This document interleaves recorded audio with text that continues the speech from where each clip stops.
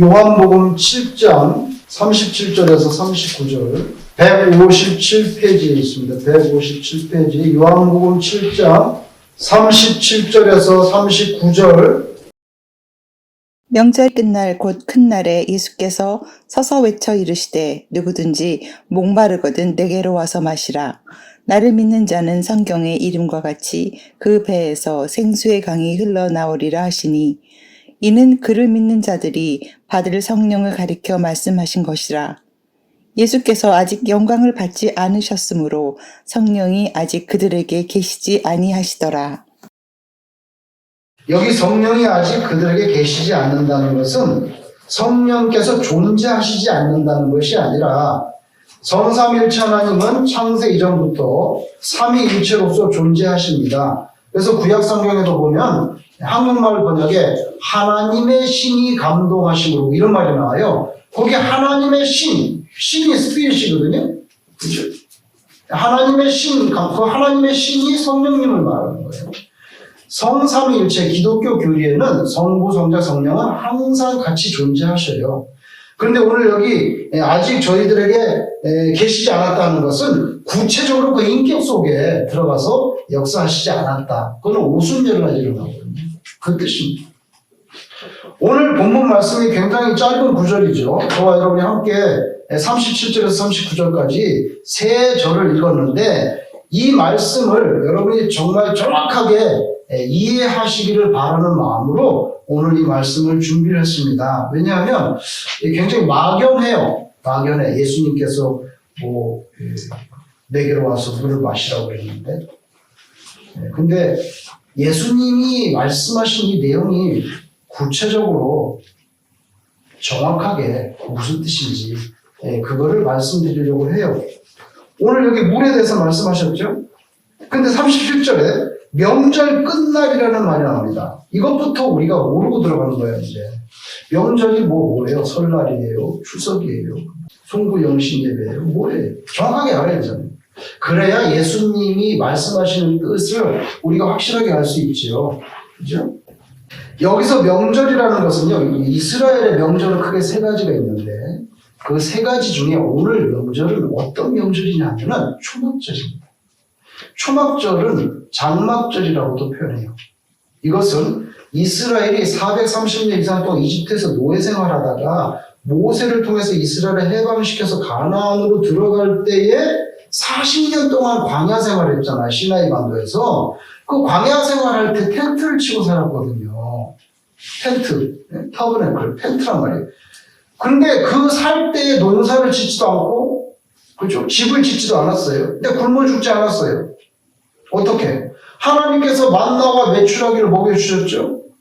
구름기둥, 불기둥으로 인도해 주셨죠. 그래서 40년의 세월을 거쳐서 노예 떼꾸물을 싹 뺀 다음에 가나안에 쏙 집어넣으셨단 말이에요. 그 받은 은혜를 잊어버리지 말자는 거예요. 그 받은 은혜를 잊어버리지 말자는 거예요. 그래서 장막절이라는 것은 하나님께서 광야에서 농사도 안 지었는데 우리가 만나 메추라기 먹고 길도 모르는데 구름기둥 불기둥으로 인도하시고 물도 주시고 했던 그 은혜를 잊어버리면은 배은망덕한 종자가 되니까 잊어버리지 말자는 뜻으로 세 가지 절기 중에 한 절기가 장막절이에요. 오늘 명절이 그 장막절을 말하는 거예요. 근데 장막절 끝날이라면 장막절이 하루가 아닌가요? 하루가 아니에요. 7일 동안 지켜요. 7일 동안. 그러니까 명절 끝날이라는 것은 그 7일 동안 과거에 우리 조상들이 광야에서 40년 동안 살 때 하나님께서 불기둥, 구름기둥, 만나, 메추라기, 물을 주셨던 거, 그거 뭐 각종 아말렉 싸워서 이겼던 거, 이거 전부 은혜를 기억하자고 하는 그 절기 7일을 지킬 때 마지막 날이 됐다는 거예요. 근데 그 마지막 날 느닷없이 예수님께서 외쳤어요. 큰 소리로 사람들 앞에서. 외쳤는데 뭐라? 누구든지 목마르거든 내게로 와서 마시라. 왜 이 말씀을 갑자기 했냐 말이에요. 여러분, 이걸 아셔야 돼요. 여러분이 7일 동안 예수님 당시에 7일 동안 이제 장막절을 지킬 때 여러 가지 그 리추얼한 의식들이 있어요. 예전적인 의식들인데 그 중에 하나가 뭐냐면 매일매일 제사장이 금으로 된 물병이 있습니다. 금으로 된 물병을 가지고 어디로 가냐면 실로암을 갑니다. 실로암에 가서 실로암에서 물을 퍼가지고 예루살렘 성전을 와가지고 그 제단에다가 물을 붓는 거예요, 이렇게. 매일매일. 그러니까 그걸 모르면 이게 이해가 안 되는 거예요. 그럼 제사장은 왜 매일매일 금으로 된 그 귀한 그릇을 가져가서 물을 실로암에서 가서 물을 퍼가지고 제단에 와서 그 물을 매일 붓냔 말이에요. 왜 그러냔 말이에요. 그 이유는 뭐냐면요. 여러분, 광야 생활 초창기에 어떤 일이 있었습니까? 물이 없어가지고 우리 죽는다고 막 하나님한테 원망하고 모세한테 우리 죽이려고 여기 끌고 나가니 사막에서 목말라 죽겠다. 그때 출애굽기 17장에 보면은 하나님께서 모세를 통해서 물을 주시는데 바위가 터졌잖아요. 그죠? 바위가 터져서 물이 쏟아져 나가지고 그 물을 먹고 살았단 말이에요. 그래서 그 바위를 무리바, 이건 다퉜다는 뜻이에요, 사실. 좋지 않아. 하나님과 모세가 다퉜다는 뜻이죠. 홍해 건넌지 얼마 됐다고 그래서 홍해까지 갈라줬는데 물 며칠 못 먹었다고 그 난리를 치고 말이 되냐? 홍해를 건넌 사람이 물 한 컵 없어가지고 지금 시험들이 생겨요. 하나님께서 물을 주셨어요. 그 바위가 터져가지고 물이 막 쏟아져 나왔어요. 다 마셨어요. 먹고 살았어요. 그거는데 무리바 바위. 장막절에 매일매일 실로암 물을 퍼가지고 제단에 붓는 것은요, 하나님께서 우리에게 그렇게 물을 줘서 우리를 살려줬다는 걸 기억하는 그 상징으로 그걸 하는 거예요. 그걸 하는 거예요. 그런 문맥이 있기 때문에 예수님께서 오늘 뭐라고 말씀합니까? 누구든지 목마르거든 내게로 와서 마시라! 이 말씀을 한 거예요. 왜? 지금이 장막절이기 때문에. 그리고 매일 제사장이 물을 실로암까지 가서 퍼가지고 와가지고 그 물 굉장히 차갑고 맛있거든요. 실로암 물 퍼가지고 하나님께 구면서 과거에 너희들 무리바에서 물려서 하나님이 먹여주신 거 잊어버리면 안 된다고. 잊어버리면 안 된다. 그거를 막 매일매일 하기 때문에 예수님께서 오늘 누구든지 목마르거든 내게로 와서 마시라! 이렇게 말씀하신 것이 그래서 문맥에 맞는 거예요, 이게. 왜 예수님은 그 말씀을 하신 줄 아세요? 제 생각에는 예수님이 자기가 무리바의 바위라는 거예요. 어디 가서 물 마셨어요? 무리바 바위에서 마셨잖아요. 그러니까 누구든지 목마르면 나한테 와서 마셔라. 그럼 뭐야? 예수님은 뭐예요? 무리바? 바위라는 거예요, 자기가. 무리바 바위라는 거예요. 그 뜻으로 하신 말씀이에요. 근데 이것은 저의 개인적인 해석이 아니에요. 위대한 신학자, 이 세상에 가장 위대한 선교사이면서 신학자였던 바울 사도께서 공부 많이 한 사람이잖아요. 공부 많이 했어요. 율법에 능통한 사람이에요. 그분이 성령에 감동하신 걸 정확하게 이것을 밝혔습니다. 그게 어디 나오면 고린도전서 10장 3절 4절에 나와요. 이스라엘이 광야에서 만나를 먹고 무리바에서 나온 생수를 마셨다는 것을 이렇게 말했어요. 고린도전서 10장 3절 4절에 다 같은 신령한 음식을 먹으면, 여기 신령한 음식이 뭡니까? 내가 농사 지어가지고 먹은 게 아니라는 거예요. 신령한 하나님이 주신 음식이 뭡니까? 만나예요. 그죠? 다 같은 신령한 음식을 먹으면, 만나를 먹었다는 거예요. 그 다음에 다 같은 신령한 음료를 마셨습니다. 신령한 음료, 하나님이 주신 드링크를 마셨으니, 그 다음 보세요. 이는 그들을 따르는 신령한 반석으로부터 마셨다. 그게 뭐예요? 무리바 바위잖아요. 무리바 바위. 무리바 바위에서 나오는 그 물을 마셨음에, 그 다음에 중요한 말이에요. 그 반석은 그리스도시다. 이래서 신학자, 위대한 신학자예요. 가마리알 문화에서 공부한 사람이 예수님을 딱 믿고 보니까 영혼이 뜨여졌어.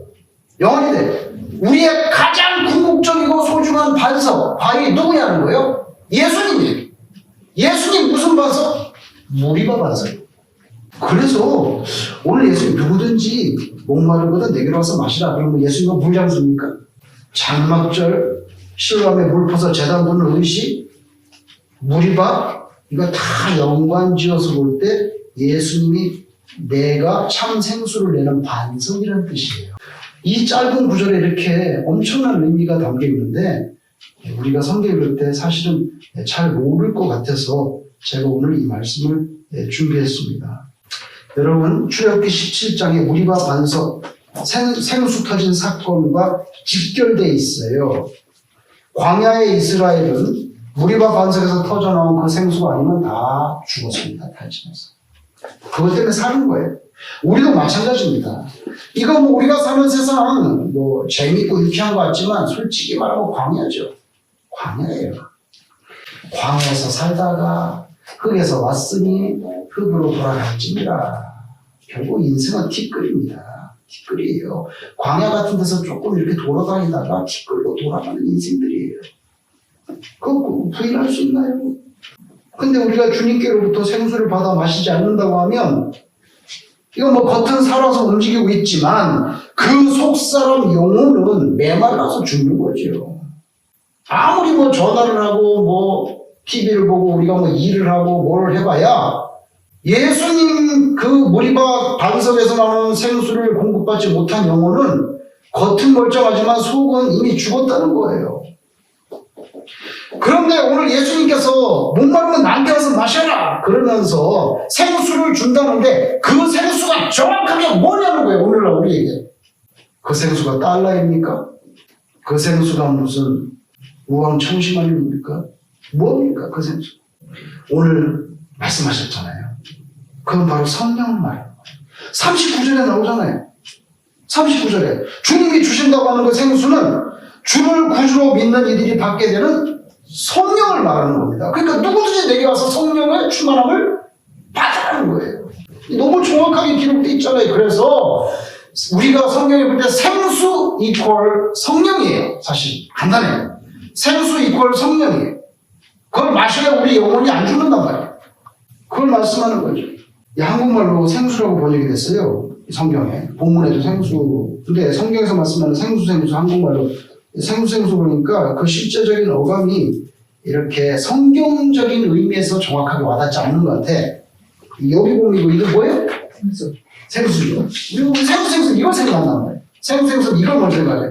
그런데 성경에서 생수라는 한국말로 생수라는 단어를 접했을 때 우리는 그 이스라엘의 지질학적인 그리고 기후적인 그런 문맥에서 그런 맥락에서의 생수가 정확하게 무슨 뜻인지 또 알아야 예수님이 하신 말씀이 더 살갑게 느껴진다는 거예요.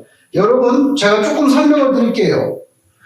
이스라엘 땅에서 물은요 두 가지밖에 없습니다. 뭐 강물 이런 거 빼고 그냥 물이라고 했을 때 두 가지. 하나는 하늘에서 내려오는 물, 빗물입니다. 그렇죠? 근데 이스라엘 땅은 강수량이 너무 적기 때문에 비가 오면 그거 너무 아까워가지고 그 비를 다 모아가지고 통에 받아가지고 저수지에 넣어놓고 물이 너무 비가 안 오니까 그걸 저수지에 놓고 퍼먹는단 말이에요. 그 물이 하나 있어요. 근데 그 물을 어디다가 담을 거냔 말이에요. 요새처럼 뭐 큰 고무다라이나 쇠로댕이 있으면 근데 그 당시엔 그게 없잖아요. 고대 시대에. 그건 물이 없으니까 비가 오면 담아야 되겠는데 그 바위를 파. 잘 보세요. 바위를 팝니다. 바위는 힘들지만 그래야 물이 안 새니까 바위를 파가지고 그 빗물 거기다 담아. 근데 바위를 센 바위를 파가지고 하면 10년을 파도 그 언제 다 파겠어요. 그러니까 잘 파지는 바위 석회암 시대 잘 파죠. 물도 안 새고. 그러니까 석회암은 좀 잘 파진단 말이에요. 그래서 석회암 시대에다가 큰 바위를 파는데 그 저수지가 보통 얼마나 이 방만해요. 이 방만해. 근데 주로 어디 있냐면 회당이라든지 공공 건물에 이게 있어요. 사람들이. 거기서 빗물 받아서 먹는 거예요. 그런데 석회암 지대가 없어, 우리 동네는. 그럼 어떻게 돼? 그럼 돌로 가지고 만들어야 되는 거예요. 돌로 지하에다가 이렇게 돌을 싸가지고 만들어. 그러면 거기다 물 다 빠져나가잖아. 벽면 땅바닥으로 물 다 빠져나가지. 물이 못 빠져나가야 되니까 거기다 뭘 하는데 석회를 바르는 거예요. 할 수 없이. 방수 처리를 해서. 돌을 깎았으면 그런 걸 안 하지만 돌이 아무 데나 있나요? 동네마다 있는 건 아니고. 그러니까 석회를 바릅니다. 그럼 물이 안 새나가요. 그 물이 하나 있고요. 또 한 가지 물은 뭐냐면 진짜 땅을 파가지고 솟아나는 샘물이에요. 은물. 두 가지 물이 있는 거예요. 두 가지 물이. 오늘 성경에서 말씀하신 이 생수라고 하는 물은 바로 뭐예요? 땅에서 솟아나는 샘물을 말하는 거예요.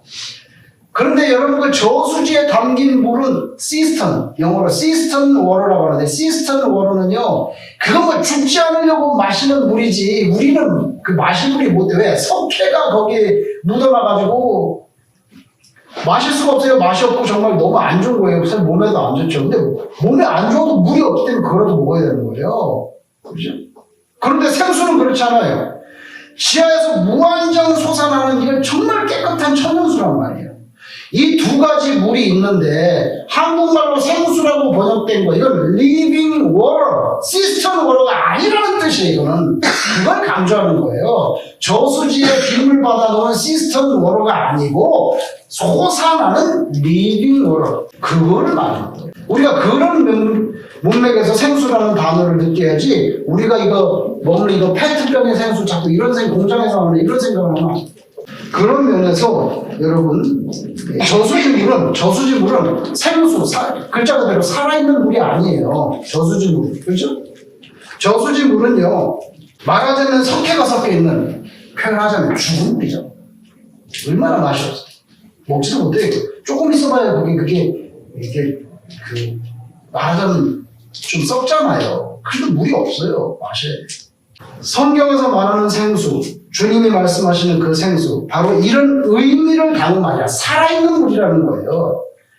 가다 놓은 그런 저장한 시스템 오라가 아니라 리빙 오라라는 거예요. 여러분 구약 성경에서 제가 지금 이 두 가지 물이 있다 그랬죠. 저수지물, 석회 섞인 것도 맛없는 거 정말 마지못해 먹는 그거라고 무한히 그냥 지하에서 통통 솟아오르는 생수, 우물물 같은 그 두 가지 물이 있다 그랬는데 이 두 가지 물이 아주 선명하게 비춰진 사건이 있었어요.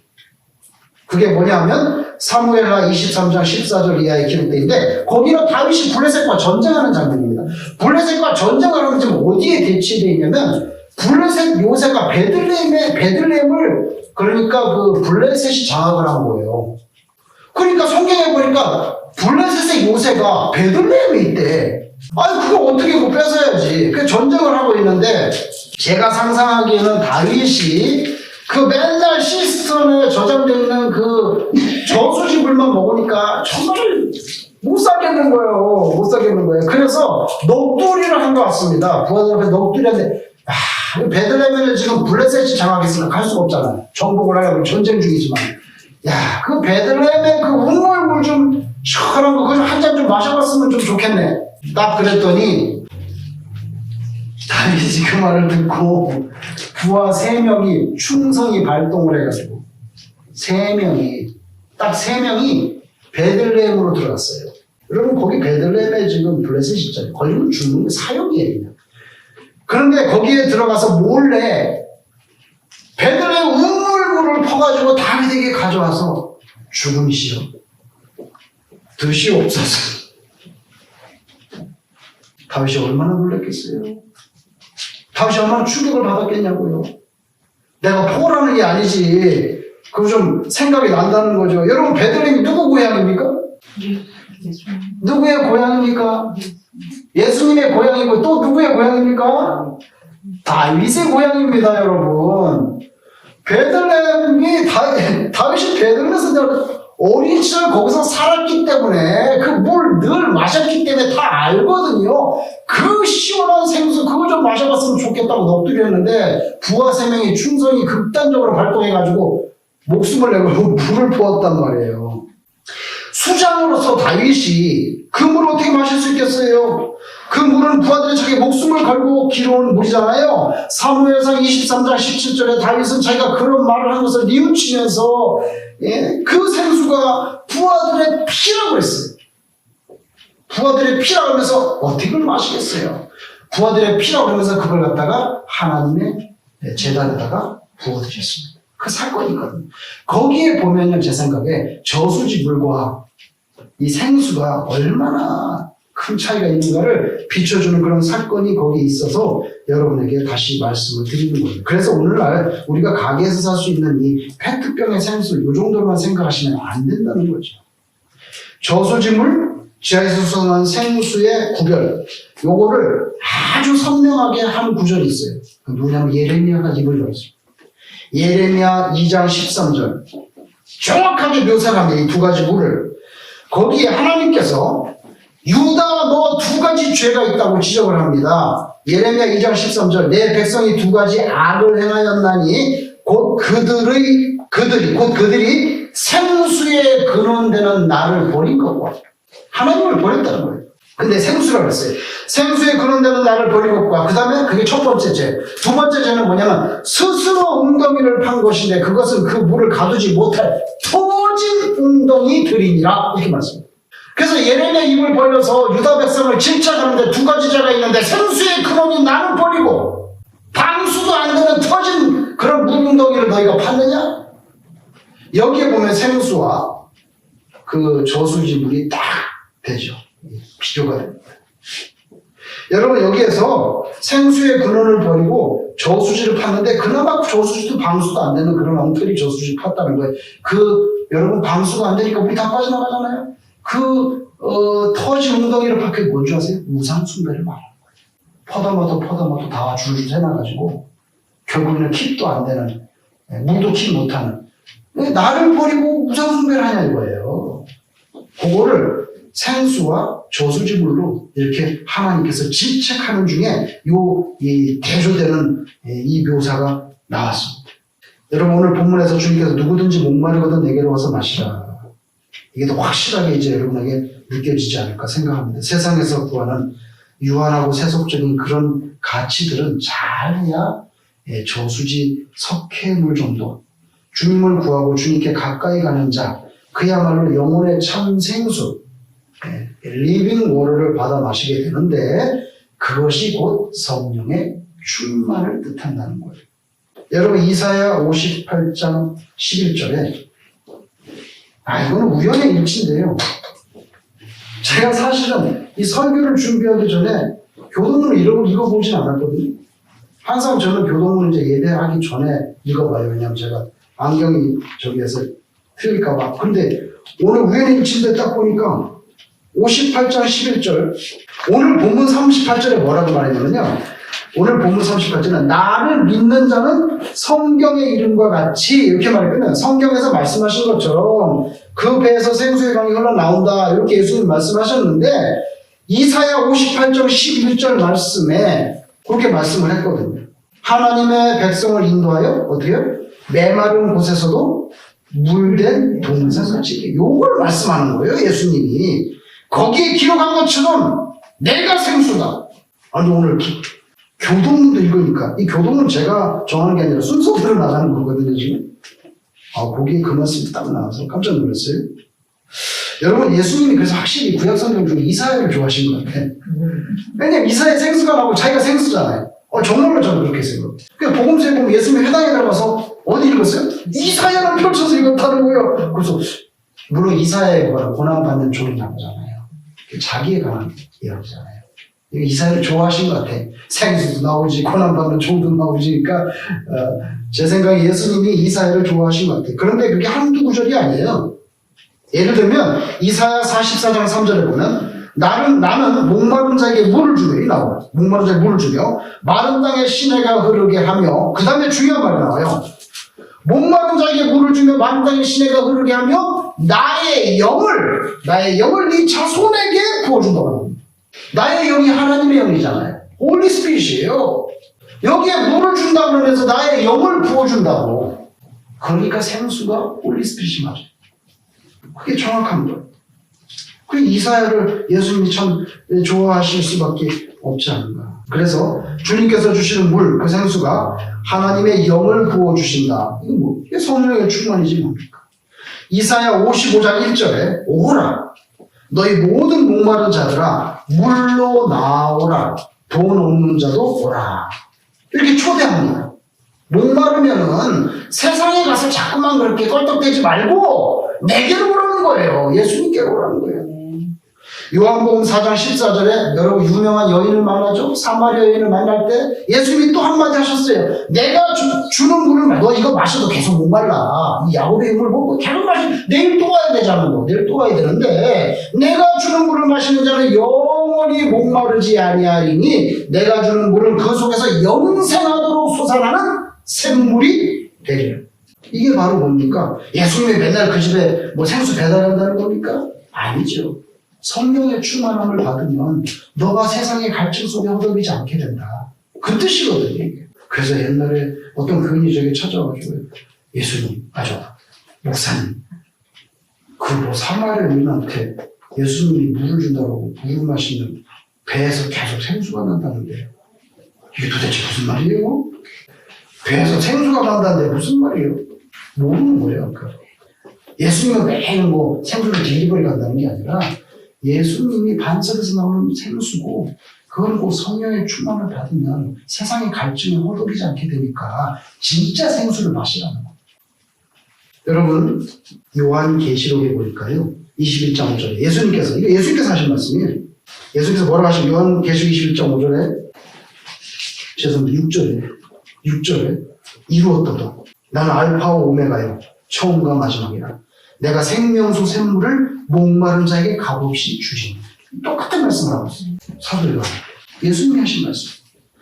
계시록 마지막 장 22장이잖아요. 거기 1절에 보면 이렇게 나옵니다. 또 그가 수정같이 맑은 생명수의 강을 내게 보이시니 이제 이게 마지막으로 보는 비전인데 수정같이 맑은 생명수의 강을 내게 보이니 하나님과 및 어린 양의 보좌로부터 나온다. 그 강이. 그게 뭐예요? 생수의 근원이 어디예요? 예수 그리스도로부터 생수가 나온다고 거기 분명히 기록해 주고 있습니다. 여러분 창세기 21장에 보면요 아브라함이 가나안 땅에 들어와 사는데 우물을 팠어요. 우물이 있어야 될까요? 우물을 파는데 그 우물을 자꾸만 그 블레셋 족속이 뺏어가는 거예요. 그럼 그거 안 뺏기려면 전쟁을 해야 되는데 아브라함이 또 전쟁을 할 수는 없잖아. 그러니까 그냥 또 딴 데 가서 파고 얼마나 힘들겠어요. 기계가 있는 것도 아니고 제대로 된 삽이 있는 것도 아니고 그렇게 우물을 빼앗겼어요. 그러다가 나중에 하나님의 은혜로 아비멜렉 그 사람이 찾아와서 이제 우리가 뭐 조약을 맺자고 가만히 보니까 아브라함이 점점 세지거든. 근데 옛날에 자기가 뭐 우물을 빼앗고 그러니까 나중에 보복하면 문제가 되겠다 싶었나 봐요.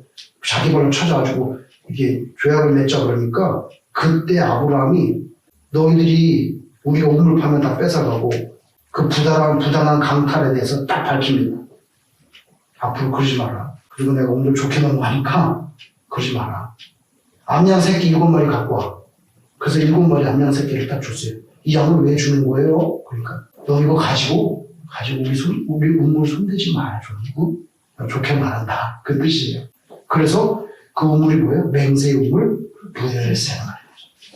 그러니까요, 그게 물 때문에 계속 갈등이 벌어졌는데, 여러분 성경을 읽어보면요, 그 갈등은요, 아브라함 때 끝나지 않고 아들 이삭에게 시대가 변해도 또 뺏어가고, 그거에다 흙을 집어넣고, 계속 갈등이 이어져.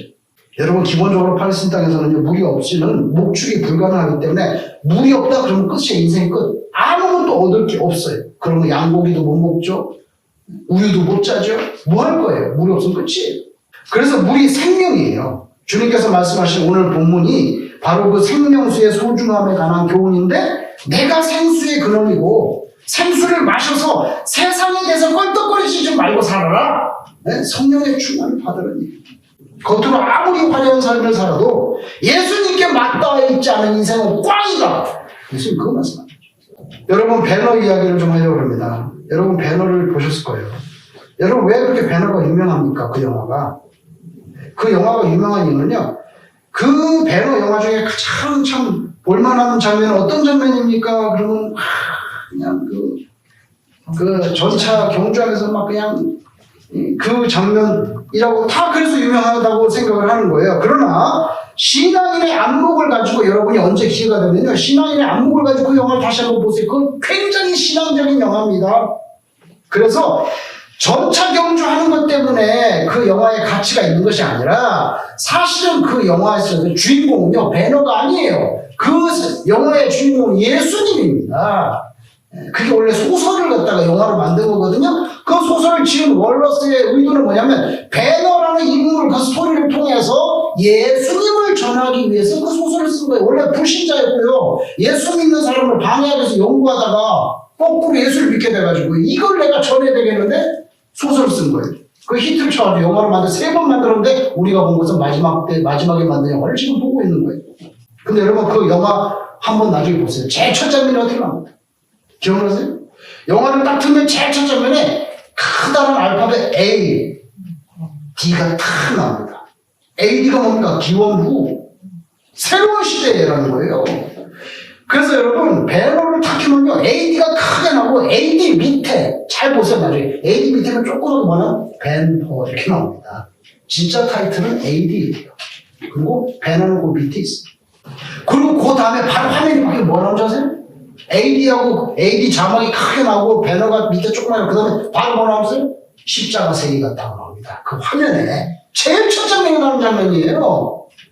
그때 주인공이 배너입니까? 예수님이지. 골고다 언덕에 십자가 세 개가 나옵니다. 그래서 거기서 가장 핵심적인 신앙인의 안목으로 봤을 때 가장 핵심적인 장면은 뭐냐면 전차 경주하는 거는 뭐 아주 굉장한 스펙터클이지만 그게 아니고 여러분 배너가 그 원래는 친구였죠. 메살라에게 그 음모를 당해가지고 그 높은 그 귀족 자리에서 떨어져가지고 노예로 팔려가잖아요. 그 억울하게. 노예로 팔려가서 이제 죄수의 신분되었고 노예로 지금 팔려가는데 배너가 노예로 팔려가는데 완전히 탈진돼갖고 있는데 화면에 갑자기 흰 옷 입은 사람이 청년이 탁 다가옵니다. 굉장히 엄숙하게 다가와서 그 물을 퍼가지고 물을 배너한테 줍니다. 그래서 그거 배너가 물을 마셔요. 그때 막 그 옆에 그 군병들이 막 물 못 주게 하려고 막 이렇게 하는데 예수님 딱 주니까 거기 그 신적인 디바인 오토리티 느껴져가지고 가만히 있는 거지. 그 물을 탁 뿌리니까 배너가 이렇게 하고 물을 마시는 장면이 나와요. 거기서 물을 마시잖아요. 그리고 나서 배너가 나중에 노예선을 타잖아요. 그래서 밑에서 이걸 졌잖아요. 뭐라고 말합니까? 배너 한 마리 그대로 옮기면 참 이상한 일이다. 그분이 주신 물을 마시고부터는 갈증도 없어지고 내 몸에서 힘이 항상 차고 넘치는 거야. 남들은 뱀이 창에서 몇 달만 노를 젓으면 지쳐서 죽어나가는데 나는 3년이 넘게 지금 노를 젓고 있는데 힘이 세진하기는커녕 더욱 기운이 솟아나고 있지. 이게 배너가 하는 말이에요. 영화에서 노예로 전락해 끌려가며 탈진한 배너 그에게 물을 줬던 그 흰 옷 입은 사람이 예수님. 그리고 여러분 기억나세요? 배너가 다시 지위가 회복돼가지고 자기 집으로 돌아왔는데 자기 어머니하고 여동생이 어디로 있었어요? 문둥병 걸려가지고 통에 갇혀 있었죠. 그래갖고 그걸 꺼내오잖아요. 그걸 꺼내오는데 마지막 장면 기억나세요? 번개가 치고 비가 치는데 예수님의 피가 십자가를 타고 내려와서 땅을 대지를 적시죠. 그때 무슨 사건이 벌어집니까?